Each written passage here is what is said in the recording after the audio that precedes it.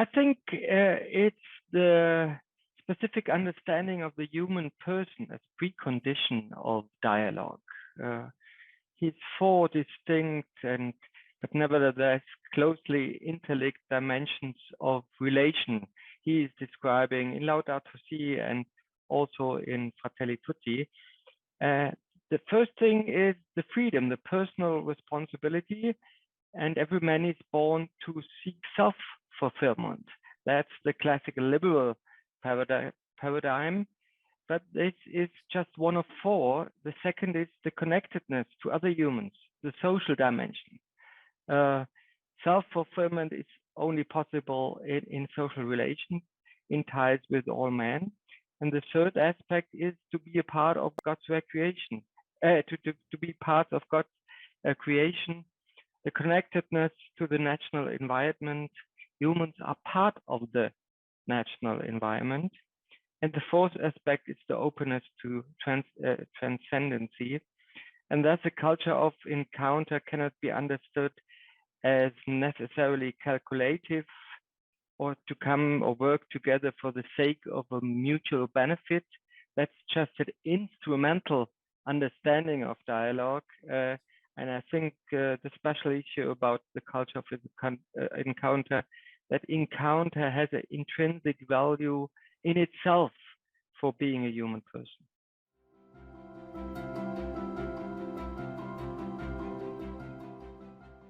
I think very important is that the culture of encounter is not a state or a condition or one or two part side negotiation, but it's a process.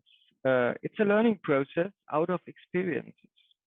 As a professor and a student, or between different communities in the field of the intercultural understanding, all of these areas are processes.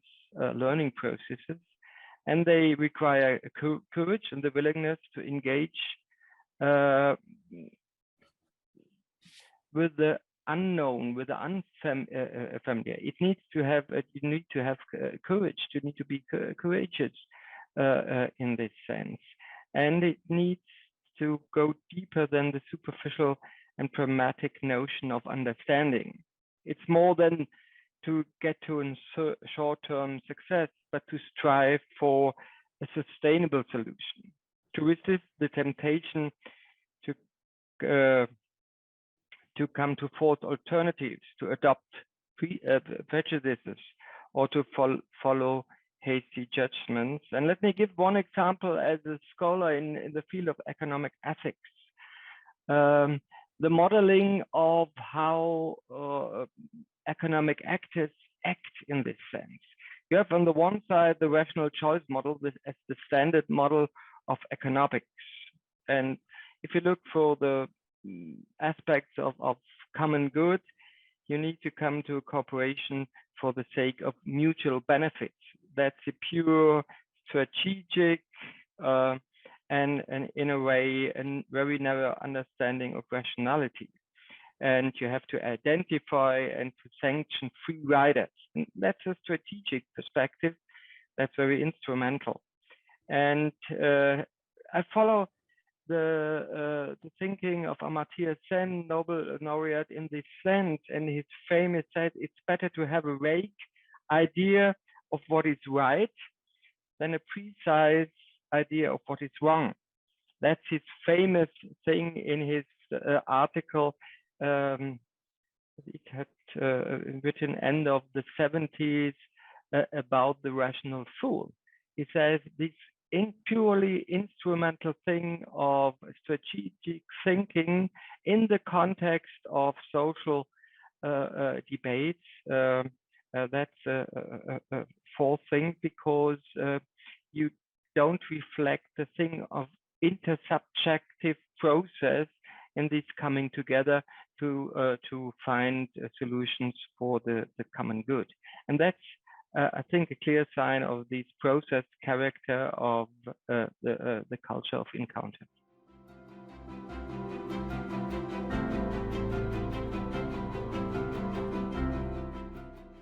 We live in an area of change at the moment, and there's a clear need to transform things.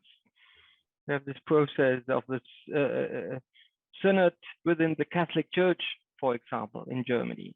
But we have also the need of transform the governance structure within universities. That's a very actual example. We have a debate about modernizing governance structures of universities or higher education institutes.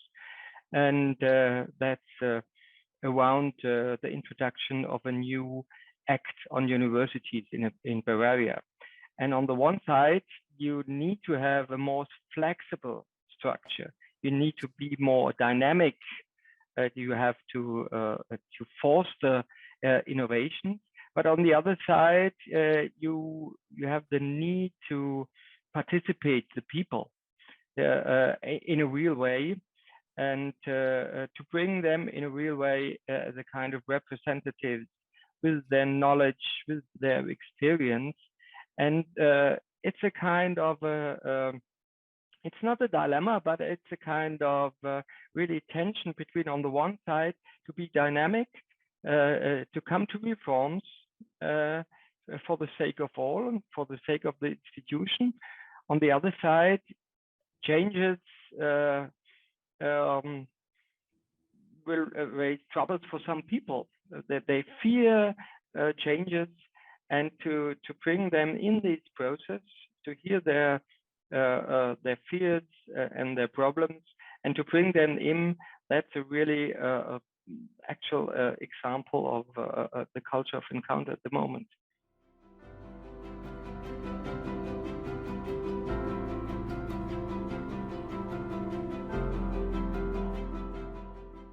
We need to draw on all these aspects of knowledge.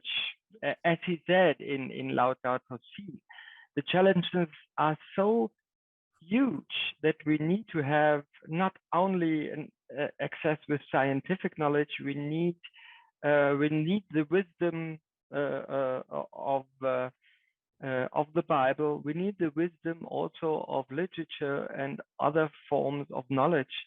And I think one important thing is to find the right narratives, the narrative of the need to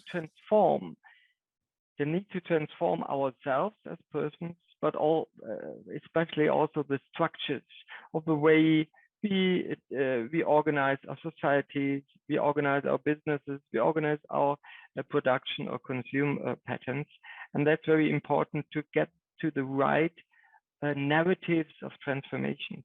And I think poems, the arts are very helpful to get the right narratives for the transformation.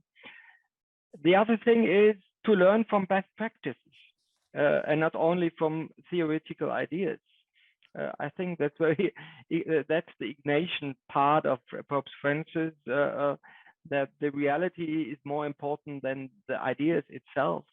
And we have to learn from really good practices all over the world, within different groups of peoples, especially to integrate those who are excluded because they have their own realm of knowledge we could make use of, and that is really good. And to empower and to encourage the change actors in the broad sense of society, maybe business people, but also civil societies, politicians, and the excluded, and the indigenous knowledge as one special kind of knowledge. We need to address this and to involve them to be change actors for the common good.